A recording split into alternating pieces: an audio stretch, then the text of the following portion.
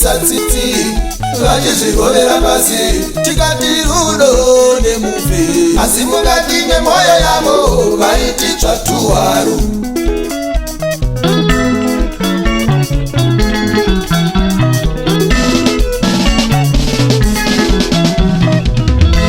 ndashoka kumbowa mazviona sei dzakauya ndikafunga vauya kubatsirapo vauya kutyora rimwe racho mumwe wangu ndozviona seiko izvi ndachoka kumbo wangu shamwari dzakauya ndikafunga vauya kubatsirapo vauya kutyora rimwe racho